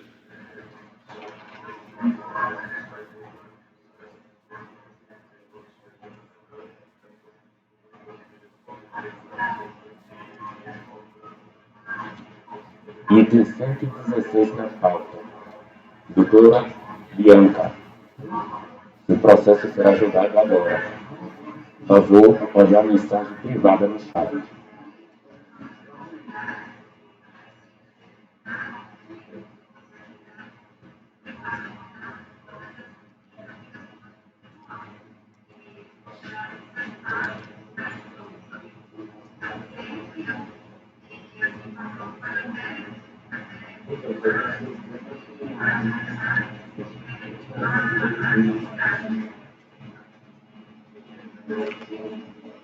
A patrona foi convocada, presidente.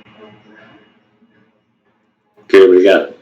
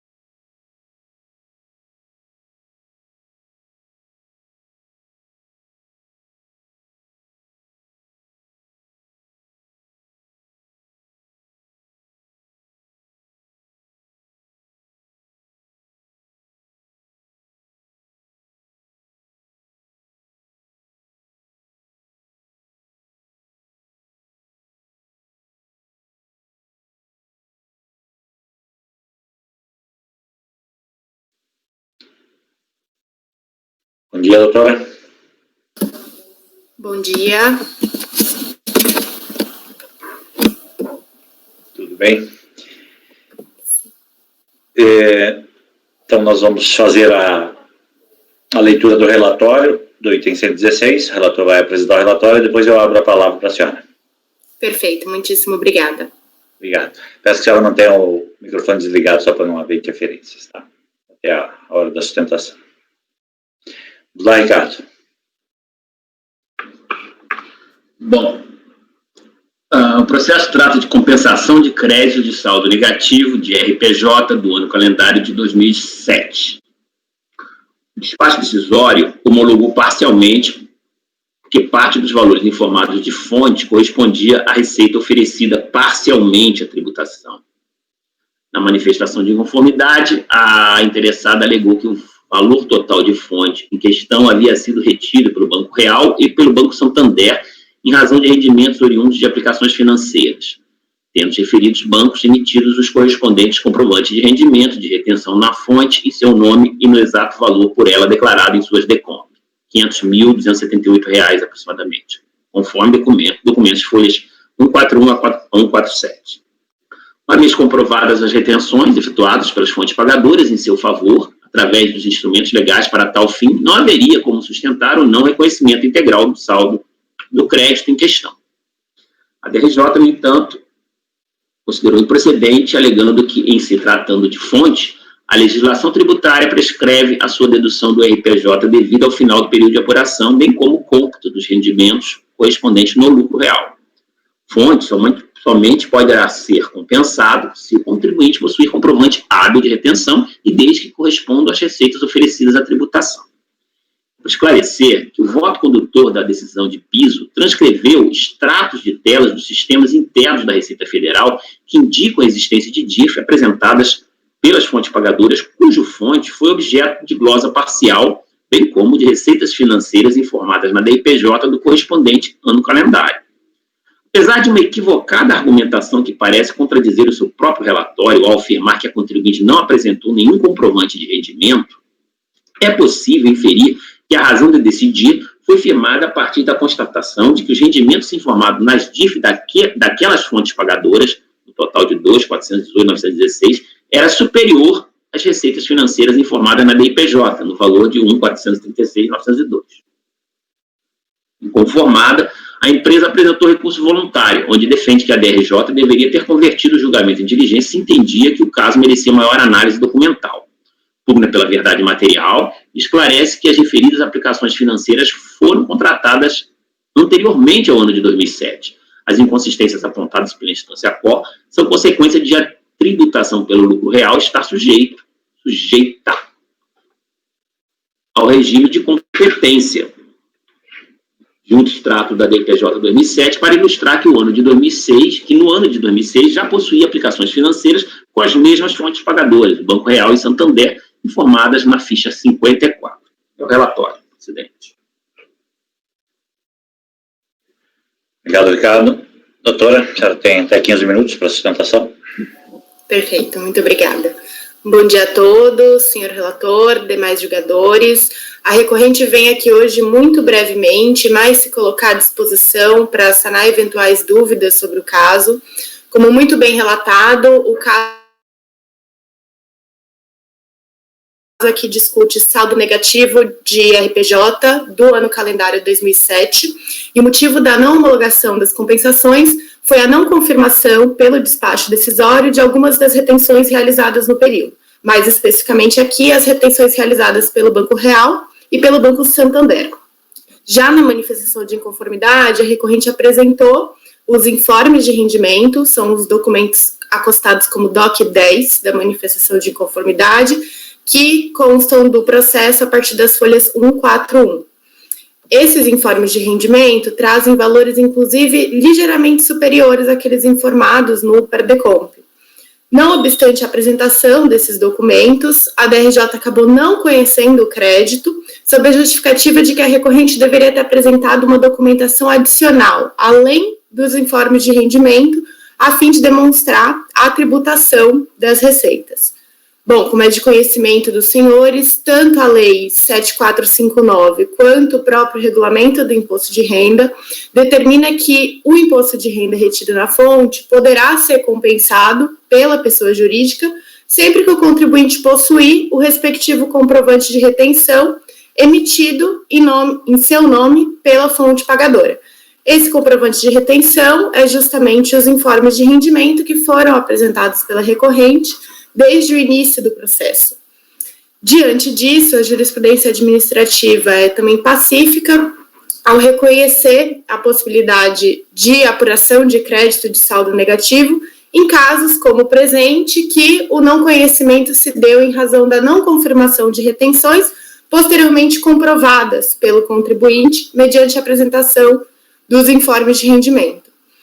Diante, entretanto, do entendimento apresentado pela DRJ, a recorrente trouxe aos autos, além dos informes de rendimento, a DIPJ do período, que comprova a efetiva tributação das receitas ora questionadas. Então, diante disso, a recorrente vem aqui requerer que este seja o entendimento aplicado no julgamento do presente recurso voluntário, que deve resultar no reconhecimento do crédito de saldo negativo de RPJ do ano 2007, com a consequente homologação das compensações. A recorrente se coloca à disposição dos senhores. Muito obrigada. Obrigado, doutora. Vamos ao voto, Ricardo. Ok. Bom, o recurso é tempestivo e preenche os requisitos de admissibilidade. Como relatado, desde a manifestação de conformidade, a empresa juntou comprovantes, folha 141 a 147, que demonstravam a retenção de valores a título de imposto de renda sobre rendimentos de aplicações financeiras no ano de 2007, pelas mesmas fontes pagadoras que foram objeto da glosa parcial efetuada pela unidade de origem. A justificativa que constou na análise das parcelas de crédito, folhas 11, foi sinteticamente apresentada como, abre aspas, receita correspondente oferecida parcialmente à tributação, fecha aspas. Houve um maior aprofundamento da questão, com as razões de decidir apresentadas pela DRJ, a recorrente alega que as inconsistências apontadas são consequência de a tributação pelo lucro real estar sujeita, de novo,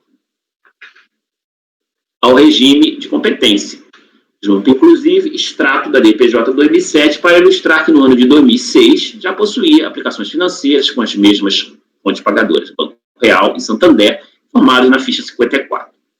São bastante razoáveis os esclarecimentos no sentido de que as aplicações financeiras teriam sido iniciadas em anos anteriores e que, na conformidade do regime de competência, os respectivos rendimentos vinham sendo apropriados nos resultados a partir de então observados.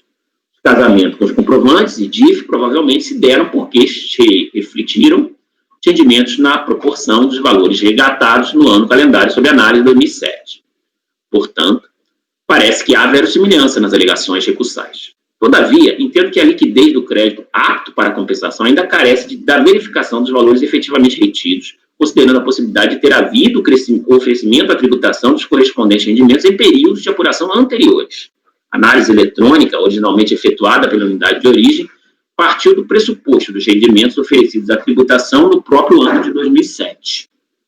De start, entendo que o presente julgamento deva ser convertido em diligência para que a unidade de origem adote as seguintes providências. A. Verifique os valores de fonte efetivamente retidos, aptos para a composição do saldo negativo do ano de 2007, considerando a possibilidade de ter havido o oferecimento à tributação dos correspondentes rendimentos em períodos de apuração anteriores. B. Refaça a apuração do saldo negativo do ano de 2007, indicando crédito apto para compensação com base nas premissas apontadas nos itens anteriores. E C. Dê ciência à empresa dos elementos juntados na diligência para que esta, querendo, se manifeste no prazo de 30 dias. É como voto, presidente. Ricardo, me parece que aí a questão central é uma confirmação da oferecimento de tributação no ano anterior, não é isso? E, assim, ela trouxe a declaração da IPJ do ano anterior. Me recordo, presidente, eu falei que sim, acho aqui, né? Que a DPJ do ano anterior tinha sido juntada. Porque aqui o que seria pertinente é uma comprovação, sei lá, contábil, né, de que ele lançou essas receitas no ano anterior, né? Que é uma coisa que você não está pedindo na diligência, não sei se... Na letra A, considerando a possibilidade de ter havido oferecimento à tributação dos correspondentes, né? No sentido de que a unidade de origem verifica os valores retidos e considerando essa possibilidade, se a tributação foi oferecida, se os rendimentos foram oferecidos à tributação em anos anteriores. Tá, mas para isso ela vai ter que pedir elementos do contribuinte, é isso? A possibilidade de intimar está sempre aberta, né, para a unidade de origem fazê-lo. Tá. Então, o teu pedido é amplo aqui, sem especificar as providências. Paulo? Eu divido do relator. Eu acho que aqui o contribuinte foi instada a comprovar a submissão das receitas à tributação. Ela vem com essa alegação no recurso voluntário de que essas receitas se referiam a rendimentos de anos anteriores, que as aplicações já teriam sido feitas em anos anteriores, mas o único elemento de prova que ela traz é essa da IPJ. Ela não traz nenhum elemento. A própria decisão da DRJ aponta que ela deveria apresentar os elementos contábeis fiscais, de comprovação disso aí. Ela não faz nenhum demonstrativo, simplesmente ela alega isso, e o único elemento de prova que ela traz é essa da IPJ. E aí eu tenho aquela posição de que a gente não pode se valer da diligência para juntar ao processo as provas que a contribuinte deveria trazer. Ela traz a alegação, mas não traz as provas correspondentes. Então, eu voto por negar provimento. Gustavo? Só um momento, presidente.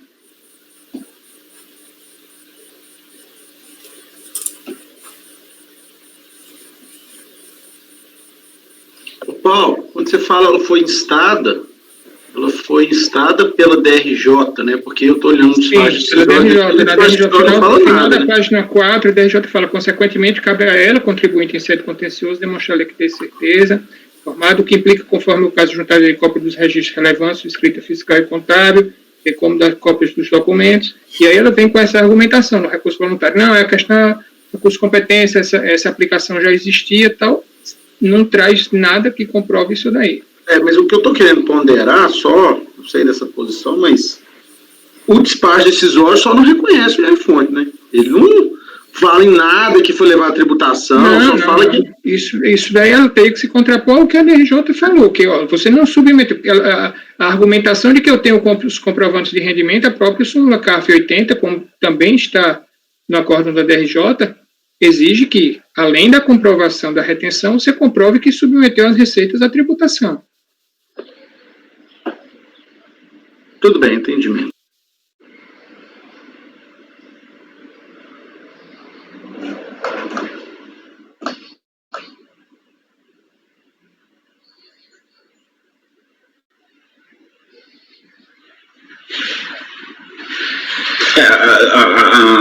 Em relação ao momento da apresentação da prova, eu acho que seria, sim, de fato, um recurso voluntário, já que os partes decisórios simplesmente não reconheciam o direito creditório. Estou tentando achar aqui.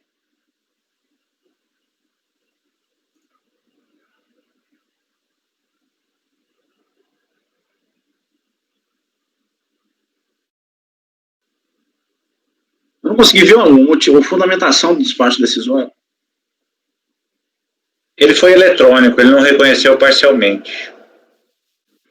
O despacho decisório reconhece todos os pagamentos e reconhece parcialmente o fonte. Mas ele não declina o motivo pelo qual ele reconheceu parcialmente o fonte, né? Seria só a falta de comprovação mesmo.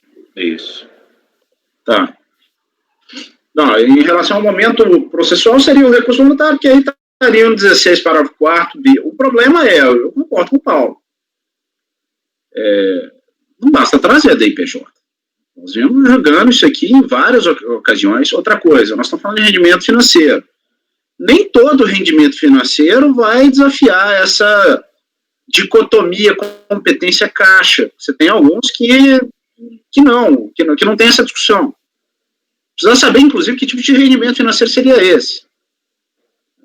E mais que isso. A DRJ ela é bem genérica, né? Ela fala que cabe ele trazer provas, mas ela não especifica nada naquela sua linha, pelo menos. Dentro até da linha de ontem que a gente julgou. Mas ela nem sabia, Matosinho, dessa alegação dele de competência, tá? Ele só vai trazer isso daí no recurso voluntário, tá? Então, assim... Sim, ela trouxe o comprovante. O que a DRJ diz, olha, você precisa comprovar as retenções... Pois é, mas dentro daquela dialética, o despacho decisório não comprovou, ela vai e traz o comprovante, a DRJ fala, não, só o comprovante não me serve. Não. Trazer mais uma vez, de prova do reconhecimento. É porque, o Paulinho, vamos lá, porque você leu uma parte que para mim que parecia que ele tinha deixado explícito qual que é o tipo de prova que ele tinha que produzir. Diz que ele tem que juntar as cópias de registros relevantes de sua escrita fiscal e contábil. Eu só vou fazer um comentário, gente, isso é direito creditório, não custa nada verificar o direito do contribuinte, é só para ver se ele vai compensar o dinheiro. Mas aí não, peraí, não é assim, cara, senão nenhum processo... Ele tem que provar, o contribuinte não pode... Esses processos de compensação, eles demoram 15 anos para o direito creditório do contribuinte que não se deu não há nenhum demonstrativo, uma planilha que seja mostrando esse descasamento não é apresentado. Pelo amor de Deus, só um argumento que é lançado. O próprio CPC aqui seria fundamento para isso, tá, Flávio? Que fala que o ônus da prova contra o seu direito é seu, não é do terceiro. E o artigo 170 do CTN vai complementar essa informação. Nossa, já brigamos muito, eu não quero discutir, não. Não, esse é aquele problema. Porque é o seguinte, dentro daquela discussão, daquela minha premissa, olha, eu tenho que saber que prova eu tenho que produzir. Mas pelo que está sendo relatado, essa discussão do problema do descasamento de competência surge no recurso voluntário. Isso não aparece nem na manifestação de conformidade. Estou certo ou estou errado? A sequência é essa, mas o primeiro fato é indeferimento por falta de comprovação. Ela traz um comprovante. Aí a DRJ diz, olha, você tem que trazer comprovação do contábil. Sim. Aí ela trouxe a alegação de que reconheceu o período anterior e trouxe uma DIPJ que você teria dois problemas. Que ela já tinha essa aplicação. Você teria dois problemas. Esse fato do descasamento nunca foi aventado no processo, surgindo no recurso voluntário. 2. A minha premissa de que cabe à autoridade julgadora instruir a parte sobre qual o motivo fato que demanda prova, uma espécie de saneamento do processo, é quase o despacho saneador do processo, ela parte do pressuposto que essa orientação ela tem que estar calcada pela causa de pedir. Ou seja, você vira e fala, olha, eu tenho direito creditório porque eu paguei o fonte e está aqui a DIF. Beleza. Então, aliás, não tem a DIF. Beleza, então me traz a prova, por outro meio que seja, que não a DIF, de que você tem o direito creditório. Aí o contribuinte vem na impugnação e fala, não, tá aqui, estão aqui meus comprovantes. Aí a DRJ vira e fala, tá, seus comprovantes estão aqui, entendi, mas não há uma discussão não há uma comprovação sobre o oferecimento dessas receitas à tributação. Aí vem o contribuinte numa terceira hipótese, não há comprovação porque é receita financeira, então tem um descasamento de competência. Na verdade, eu acabei de construir uma outra hipótese aqui. Na verdade, até a DRJ teria inovado. Né?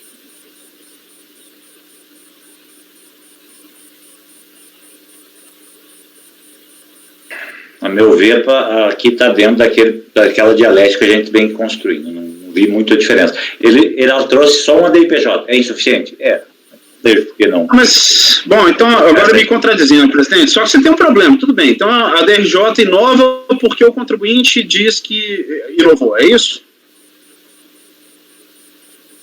Ele não inovou no momento nenhum, a DRJ inovou o despacho decisório completamente aqui. Ela fez a exigência legal de oferecimento da tributação da receita. Mas essa exigência tem que ter sido feita lá embaixo, na unidade de origem. Mas é eletrônica, aquele velho processo eletrônico. Mas foi feito no documento de análise. Mas aí eu discordo de tudo, porque aí, por conta dessa dialética, realmente... Escuta, só deixa eu falar. O Ricardo aponta aí que no documento de análise que está na folha 11, isso daí já é apontado, que as receitas foram submetidas a menor tributação. Ele fala, receita correspondente oferecida parcialmente à tributação. Então, isso já está... Eu olhei o despacho decisório, ele não fala isso. Não, na folha complementar do despacho decisório, que está na folha 11. O Ricardo fala isso no voto dele. Eu concordo com isso com o que o Paulo está falando. A receita financeira já é inerente a ela ser declarada em outros períodos. E o contribuinte não traz prova. E foi apontado realmente no despacho decisório que as receitas correspondem, que os valores comprovados, eles eram, as receitas correspondentes aos valores comprovados eram inferiores ao que constava na DIPJ. Cabia realmente ao contribuinte comprovar que elas estariam, e já foi dito isso a eles no acordo da DRJ. No despacho decisório, realmente, que eu tinha visto só a primeira tela. Nessa complementar, ele já trazia essa questão, Gustavo. Aí muda de figura de novo. E a DIPJ, ela traz, na manifestação de conformidade, ela só traz a DIPJ. Ela acho que só traz no recurso até. Senhor Gustavo, eu vou acompanhar a divergência também. Vou acompanhar a divergência. Ok. Flávio. Presidente, reitero, a gente está buscando, é o direito creditório do contribuinte, uma diligência não vai afetar em nada a fazenda pública e muito menos o contribuinte, simplesmente vai buscar a verdade, se ele tem esse crédito ou não. A ideia é essa, não é prejudicar nem o erário, muito menos o contribuinte. Não custa nada uma diligência, é um descasamento, a gente enfrenta isso aqui toda hora, esse descasamento de receita financeira, com IR-fonte, regime de competência, regime de caixa, enfim. É claro que eu vou com a divergência do Ricardo, há a gente já enfrentou essa discussão, repito, essa discussão com relação ao descasamento do IR-fonte com o reconhecimento da receita em períodos anteriores, então eu acompanho e, assim, acho que é salutar a gente buscar o direito de quem tem, ou é do contribuinte ou é do erário, e a diligência vai servir nos termos propostos pelo Ricardo para isso. Então, o meu voto vai nesse sentido. E acompanhando o relator. Obrigado. André? Eu acompanho essa premissa do Paulo, a divergência, e essa premissa do Paulo, que não pode se valer da diligência para produzir provas que o contribuinte já deveria ter trazido. Eu acompanho a divergência. Cláudio? Presidente, eu penso que no processo administrativo, especialmente no processo de compensação, na linha do que a gente também já decidiu antes, para que se possa ter certeza. Sobre o direito creditório do contribuinte, é necessário se exaurir todos os meios. A diligência não prejudica em nada os interesses da fazenda e só tem o objetivo de se chegar à verdade material. Então, nesse sentido, eu acompanho o relator pela diligência. Fabiana? Eu também acompanho o relator. Eu também vou acompanhar o relator. Eu sempre fui um pouco mais flexível do que Paulo e Gustavo nessa questão das diligências, da instrução processual, né, o conhecimento desses documentos. Aos poucos fui me convertendo para essa posição mais rígida de não conhecer de alguns documentos e de não deferir diligências.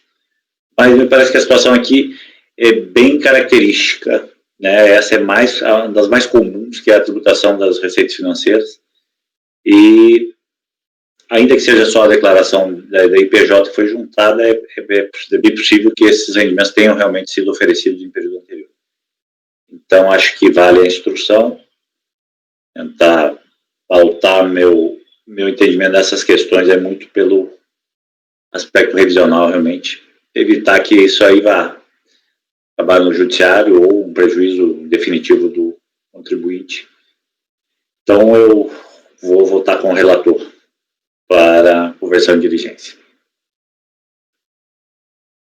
Então, nós temos uma maioria, né, para converter o julgamento de diligência, vencidos Paulo, Gustavo e André, que negavam provimento. Certo, doutora? Vai ficar a conversão em diligência, o resultado do julgamento. Perfeito, muito obrigada. Obrigado, doutora. Bom dia. Vamos fazer um breve intervalo para a sequência. Tem mais sustentação, presidente? 10 minutinhos. Temos mais uma, mas a gente faz no retorno. 10 minutos. Peço ao apoio para suspender a gravação. Beleza.